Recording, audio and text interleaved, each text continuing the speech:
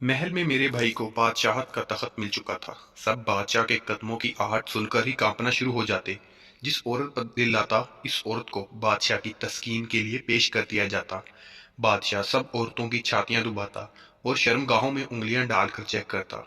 शहजादी नगीना बादशाह की इकलौती बेटी थी, इसलिए बादशाह इसे दिलो जान से चाहता था। वो निहायत हुस्नो जमील और अक्लमंद थी। जब वो बड़ी हुई तो बादशाह और मलका को इसकी शादी की फिक्र हुई। इसी दौरान इसके दो शहजादों के रिश्ते भी आ गए। बादशाह को फैसला करना दुश्वार हो गया कि इसकी शादी किससे करे। इसने इस बारे में मलका से भी मशवरा किया, मगर वो भी किसी नतीजे पर ना पहुंच सकी, इसलिए ये मामला हल ना हो सका। वो दोनों पड़ोसी मुल्कों के शहजादे थे। एक शहजादे का नाम शानदार था और निहायत ही नेक, अक्लमंद, बहादुर और बहुत खूबसूरत था। दूसरे शहजादे का नाम दिलशाद था। वो ना तो नेक और ना अक्लमंद था और ना ही बहादुर। इसने चुपके से दिल में सोच लिया था कि शहजादी नगीना से शादी करने के बाद कोई साजिश करके बादशाहत का तख्त कब्ज कर लेगा। चूंकि शादी पूरी जिंदगी का मामला होती है, इसलिए मलका ने फैसला किया कि वो इस सिलसिले में शहजादी नगीना से इसकी राय मालूम करेगी। शहजादी नगीना से इसकी पसंद पूछी तो वो बोली, अम्मी हजूर, आपने मेरी तरबियत कुछ इस तरह की है कि मैं अपने माँ बाप के फैसलों पर सर झुकाने वाली लड़की बन गई हूँ। आप जहाँ भी कहेंगे मैं वहाँ शादी कर लूंगी। मलका ये बात सुनकर बहुत खुश हुई। जीती रहो, लेकिन हमारी समझ में कुछ नहीं आ रहा कि कैसे हाँ करें और किसे ना करें। तुम फैसला करके हमें बता दो। शहजादी नगीना कुछ सोचकर बोली, तो फिर ठीक है, मैं इस शहजादे से शादी करूंगी जो मेरी 3 शर्तें पूरी करेगा। वो शर्तें क्या हैं? मलका ने हैरानी से पूछा। मेरी पहली शर्त ये है कि वो इस तालाब में तैर के दिखाए जिसमें आदमखोर मगरमच्छ रहता है। मेरी दूसरी शर्त ये है कि वो चावलों से भरी एक पूरी देग खाए। और मेरी तीसरी और आखिरी शर्त ये है कि वो सोता हुआ घोड़ा लाए और इस पर सवारी करके दिखाए। शहजादी नगीना ने मुस्कुराते हुए कहा। मलका इसे हैरत से घूरने लगी और फिर उठते हुए बोली, इसका मतलब कि तुम शादी करना ही नहीं चाहती हो? शहजादी मुस्कुराने लगी। इसे मुस्कुराता देखकर मलका को थोड़ा गुस्सा आ गया, इसलिए वो खफगी से उठकर बादशाह के पास आई और इससे इसकी लाडली बेटी की शिकायत की। इसकी बात सुनकर बादशाह के चेहरे पर मुस्कुराहट फैल गई। इसने कहा, मलका, आप शायद भूल गई हैं, आपने भी तो अपनी शादी के लिए 3 शर्तें रखी थी।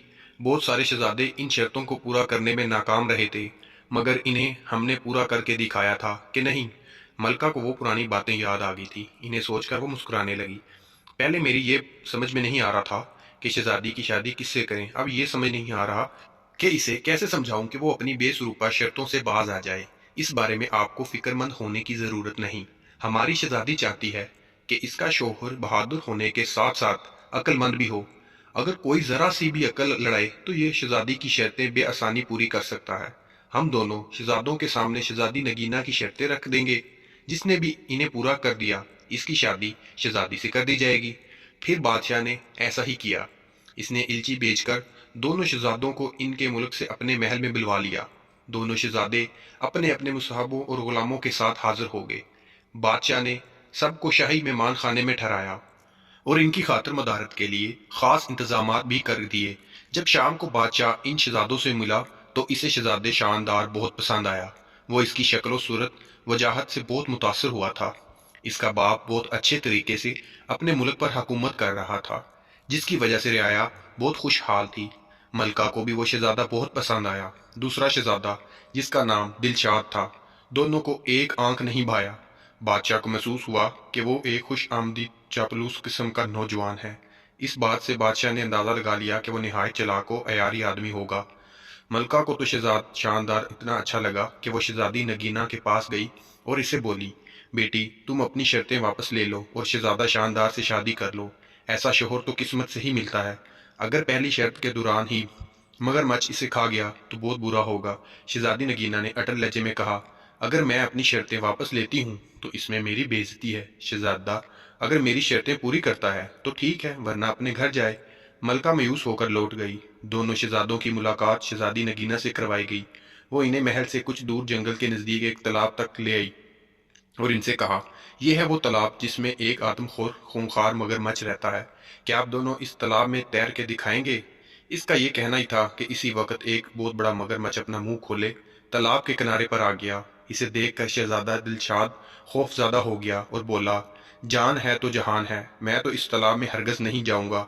شہزادی کی دوسری شرطیں بھی بہت سخت ہیں۔ دیکھ بھر کر چاول تو کوئی دیو ہی کھا سکتا ہے، اس کے علاوہ میں سوتا ہوا گھوڑا کہاں سے لاؤں گا اور اس پر سواری کیسے کروں گا؟ میں تو چلا، مجھے نہیں کرنی یہ شادی۔ یہ کہہ کر وہ چلا گیا۔ اس کے جانے کے بعد شہزادہ شاندار نے کہا، شہزادی صاحبہ، کل میں آپ کو اس تالاب میں تیر کے دکھاؤں گا۔ رات ہوئی تو اس کے ساتھ آئے ہوئے غلاموں نے تالاب میں ایک بڑا سا جال ڈال کر مگر مچھ کو پکڑ لیا اور ایک دور دریا میں چھوڑ آئے۔ اگلی صبح ملکہ، بادشاہ اور شہزادی نے دیکھا کہ شہزادہ مزے سے تالاب میں تیر رہا تھا۔ شہزادی نے پوچھا، اس مگر مچھ کا کیا ہوا؟ وہ کہاں ہے؟ اس میں نے پکڑوا کر دوسرے دریا میں چھڑوا دیا ہے۔ آپ کی شرط میں نے پوری کر دی۔ مجھے امید ہے کہ آپ اس بات پر اعتراض نہیں کریں گی کہ میں نے مگر مچھ کو دریا میں کیوں چھڑوایا۔ آپ کی شرط صرف دریا میں نہانے کی تھی، مگر مچھ سے لڑنا نہیں، شہزادے نے تالاب سے باہر آتے ہوئے کہا۔ ملکہ نے یہ بات حیرانی سے سنی۔ بادشاہ مسکرا رہا تھا۔ شہزادی نے کہا، بالکل ٹھیک شہزادے، آپ پہلی شرط جیت چکے ہیں۔ میری شرط ہی یہ تھی کہ آپ تالاب میں تیر کے دکھائیں۔ میں آپ کی ذہانت کی قائل ہو گئی ہوں۔ دوپہر ہوئی تو شہزادی نگینا نے کہا، شہزادے، آپ مجھے دیکھ بھر کر چاول کھا کر کب دکھائیں گے؟ شہزادے نے کہا، ابھی تھوڑی دیر بعد۔ یہ کہہ کر شہزادے شاندار نے کھڑکی سے باہر جھانک کر دیکھا۔ اس کا ایک مصاحب دو غلاموں کے ساتھ لمبے لمبے ڈگ بھرتا ہوا محل کی جانب آ رہا تھا۔ شہزادہ شاندار بادشاہ سے اجازت لے کر باہر نکلا اور اپنے مصاحب سے کوئی چیز لے کر جیب میں رکھی اور واپس آ گیا۔ اتنی دیر میں ملازموں نے دسترخوان چن دیا۔ وہ اپنے ساتھ چاولوں کی ایک بڑی سی دیگ بھی لے کر آئے تھے، جسے انہوں نے دسترخوان کے بیچوں بیچ رکھ دیا۔ دیگ کو دیکھ کر بادشاہ کے چہرے پر فکر مندی کے آثار نظر آئے۔ کیوں میاں صاحبزادے، آپ کھا لیں گے دیگ بھر کر چاول؟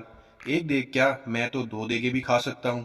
یہ کہہ کر شہزادہ شاندار نے اپنی جیب سے ایک نہایت چھوٹی سی دھاتی دیگ نکالی، جو اس کے ملازم بازار سے خاص طور پر بنوا کر لائے تھے۔ اس نے اسے چاولوں سے بھرا اور شہزادی نگینا کے سامنے پوری دیگ چٹ کر گیا۔ شہزادی صاحبہ، آپ کی دوسری شرط بھی پوری ہوگی۔ میں نے دیگ بھر کر چاول کھا لیے ہے۔ اس کی بات سن کر شہزادی نگینا ہنس ہنس کر لوٹ پوٹ ہو گئی۔ بادشاہ نے ملکہ سے کہا، بیگم، اب اپنی بیٹی کی شادی کی تیاریاں شروع کر دو۔ مجھے تو یوں لگ رہا ہے کہ یہ شہزادے میاں تو سوتے ہوئے گھوڑے پر بھی سواری کر کے دکھا دیں گے۔ شام کو بادشاہ، ملکہ اور شہزادی نگینا اپنے باغ میں چہل قدمی کر رہے تھے۔ اچانک انہوں نے شہزادے شاندار کو ایک گھوڑے کے ساتھ آتے دیکھا۔ وہ قریب آیا تو بادشاہ حیرت سے بولا، شاندار بیٹے، یہ گھوڑا لے کر کہاں پھر رہے ہو؟ شہزادہ شاندار نے بڑے فخر سے بتایا، یہ گھوڑا نہایت قیمتی ہے، میں اسے منڈی سے خرید کر لا رہا ہوں۔ اس کے مالک نے مجھے بتایا تھا کہ یہ حاتم طائی کے گھوڑوں کی نسل سے ہے۔ اس کا تو میں نے ایک بڑا اچھا سا نام بھی رکھ لیا ہے۔ گھوڑا واقعی بہت خوبصورت تھا۔ شہزادی نگینا کو بے حد پسند آیا۔ اس کا رنگ ہلکا کتھئی تھا۔ اس کی گردن پر بڑی بڑی چمکدار ایال تھی۔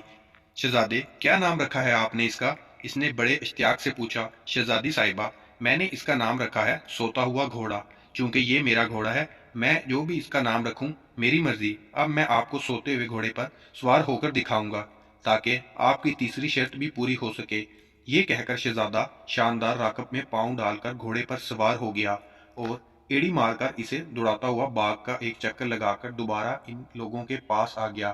یہ سب دیکھ کر ملکہ اور بادشاہ کا ہنستے ہنستے برا حال ہو گیا تھا۔ شہزادی نگینا بھی مسکرانے لگی تھی۔ کچھ دیر بعد وہ بولی، ابا حضور، ہم چاہتے تھے کہ ہماری شادی ایک ایسے شہزادے سے ہو جو بہادر ہونے کے ساتھ ساتھ عقل مند بھی ہو۔ ہم نے اپنی شرطیں اسی لیے رکھی تھی کہ انہیں پورا کرنے والے کی ذہانت کا امتحان ہو سکے۔ خدا کا شکر ہے کہ ہمیں ایسا شہزادہ مل گیا ہے۔ اس کی بات سن کر بادشاہ اور ملکہ نے سکھ کا سانس لیا۔ تھوڑے دنوں کے بعد دونوں کی خوب دھوم دھام سے شادی ہو گئی اور وہ دونوں ہنسی خوشی رہنے لگے۔ سٹوری اچھی لگی ہو تو چینل کو لائک کریں، سبسکرائب کریں اور زیادہ سے زیادہ شیئر کریں۔